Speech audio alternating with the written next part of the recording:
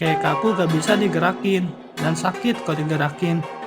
Gua manggil anak-anak, "Woi, badan gua sakit nih, gak bisa digerakin."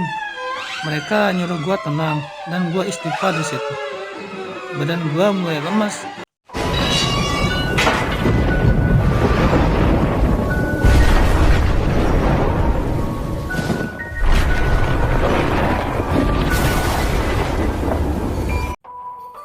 Assalamualaikum warahmatullahi wabarakatuh, guys. Salam shit. Oke. Ketemu lagi bareng gua Jody di channel Jurik Misteri. Oke. Kali ini gua akan menceritakan sebuah kisah tentang pendakian gunung. Oke. Bagi kalian yang menyukai cerita tentang pendakian gunung ini, bisa mengklik subscribe, share, like, and komen ya, biar channel ini makin bermanfaat bagi kita semua. Oke. Tanpa berlama-lama lagi, kita langsung ke ceritanya. Kita berangkat dari Jakarta, 21 orang itu dalam beberapa kelompok. Sedangkan teman saya itu hanya 6 orang yang ikut perjalanan ini. Seharusnya 8 orang. Cuma teman saya yang 2 orang ini sengaja batal. Karena katanya dia bilang perasaan dia gak enak soal perjalanan ini. Alasan dia, saya dengar waktu itu saya sudah selesai dalam perjalanan ini. Oke, gua sama 21 orang lainnya berangkat tanggal 31 Januari 2021 pukul setengah 1 malam.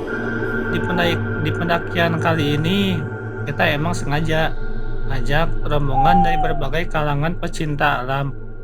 Singkat cerita, kita sampai base camp Bambangan jam 6 pagi, tanggal 1 Februari. Oh iya, kita emang sengaja ngambil jalur Bambangan karena kita emang penasaran sama treknya. Sampai di base camp, kita istirahat, prepare, sambil cek ulang barang bawaan. Hari itu di bawah udah disambut sama kabut tebal. Kita sarapan, gak lupa juga bersih-bersih. Setelah selesai, kita ngumpul. Rencana mau ambil pendakian hari itu juga. Sayangnya pos Simaksi tutup. Lantas kita terpaksa nunggu sampai jam 10 siang. Pas kita ke pos itu, lagi pendaftaran masih tutup dan di situ ada tulisan pendakian tutup dikarenakan cuaca di atas buruk. Akhirnya kita batalin niat buat mendaki hari itu juga. Singkat cerita, malamnya kita kayak biasa ngumpul, ngobrol sama pendaki lain.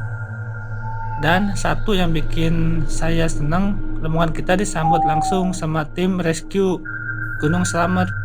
Sebut aja namanya Bang Oni.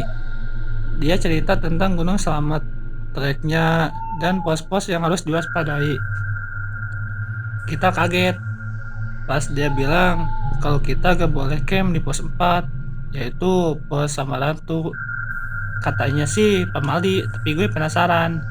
Singkat cerita, pagi pun tiba. Hari itu cerah, gak ada kabut. Sedikit pun kelihatan puncak Gunung Slamet dengan jelas. Bahkan puncak Sumbing dan Sindoro pun kelihatan sangat jelas. Walaupun puncak bertopi. Kita prepare pagi itu sekitar jam 7-an. Kita berangkat dari pos, gak lupa buat ngeabadiin momen di sini. Belum ada kejadian aneh atau ganjil sampai akhirnya kita sampai di pos 1 di Pondok Gemirung. Setelah sampai, kita mutusin buat lanjut jalan. Waktu itu jam 9 lebih kalau nggak salah. Kita emang jalan santai ya. Maklum, banyak yang masih pemula. Di sini keanehannya dimulai. Dari yang tadinya gua, Gupong, Ano, Angge, Madur, dan Ciko itu main-main aja. Kita mulai ngerasa ada keanehan. Oh iya, kita dibagi beberapa kelompok rombongan. Gua paling belakang.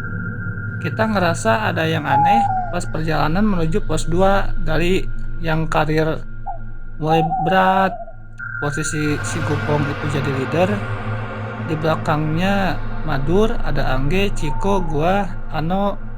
Jadi sweeper karir gua mulai berat di situ. Sesudah kita ngelewatin pohon besar yang ada di kiri jalur, beberapa ratus meter sebelum pos 2 bayangan, gua bilang ke Ano, "No, Karir gua kok berat banget ya.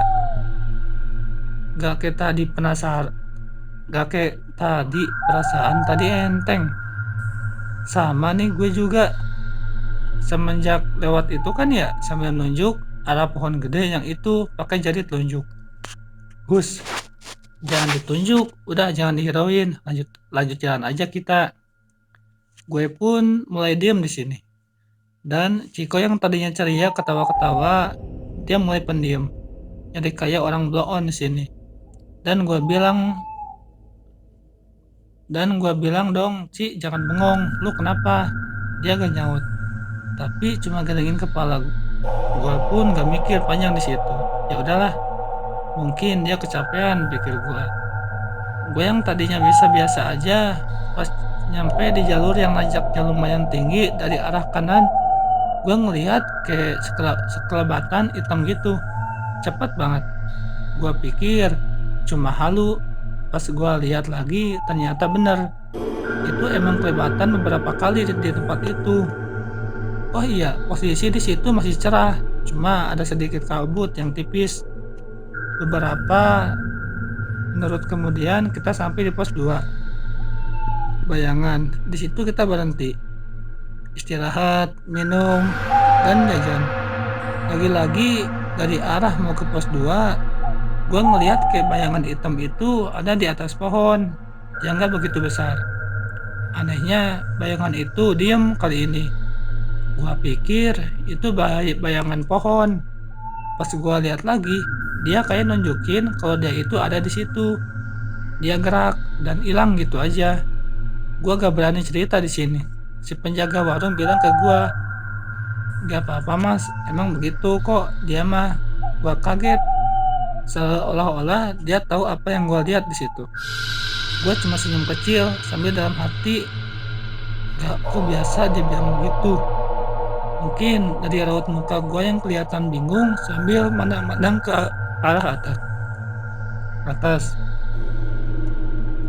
Pikir gue sekitar 15 menit kita ngelanjutin perjalanan ke pos 2. Di sini kita nggak ngalamin apa-apa. Keadaan normal.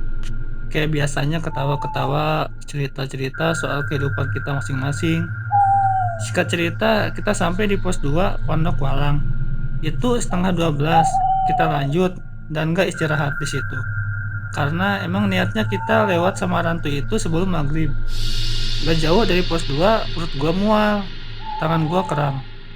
Kaki bahkan bisa dibilang semua badan gua kram di situ. Kayak kaku gak bisa digerakin dan sakit kalau digerakin. Gua manggil anak-anak. Woi, badan gua sakit nih, gak bisa digerakin. Mereka nyuruh gua tenang dan gua istighfar di situ. Badan gua mulai lemas, dingin, sakit semua rasanya. Mereka takutnya gua kena hipo, tapi pikir gua cuaca waktu itu cerah, cuma kabut yang lumayan tebal. Di situ gua dipeluk. Mereka nyoba buat bikin gua hangat. Entah gimana ceritanya, si Ciko kayak jatuh ke belakang gitu. Seolah-olah ada yang ngedorong, otomatis dia jatuh ke jalur yang treknya lumayan curam. Walaupun dari pos 1 ke 3 itu hampir gak ada bonus-bonus kayak jalur landai. Di sini kita semua panik, pikir kita padahal baru juga naik. Oke, ditunggu part 2-nya. Gimana guys ceritanya? Serem kan? Lumayan creepy juga kan? Oke, gua ingetin sekali lagi bagi kalian yang baru gabung dengan channel ini untuk klik subscribe, share, like, and comment ya, agar channel ini bermanfaat bagi kita semua. Oke? Salam dari gue Yudi Mulyadi dan tunggu kelanjutan kisahnya di part 2-nya ya. Salam silih.